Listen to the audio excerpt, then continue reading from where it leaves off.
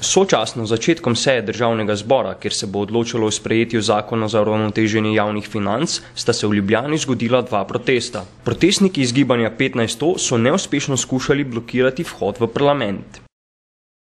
Ne pustimo se pretentati! Vlada Republike Slovenije, vlada Janeza Janše ima svojo agendo.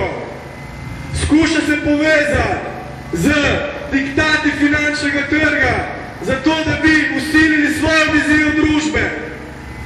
Tradicionalistično, brez svoboščin. Tisto, ki bo promovirala najbolj ritualistične prakse v življenju. Na mirnejši način protestirajo študenti AGRFT. Pred parlamentom bodo do 8 zvečer brali Cankarjeve Hlapce. Medtem v državnem zboru v koalicijskih in vladnih vrstah optimistično gledajo na začetek seje.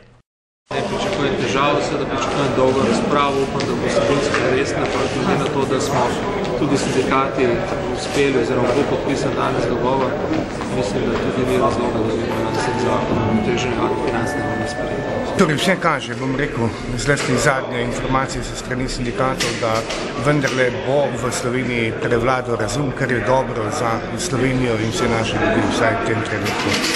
Kar se tiče policijskega sindikata, pa ostajajo nekako, bom rekel, osamljen otok, kar pa mi je žal.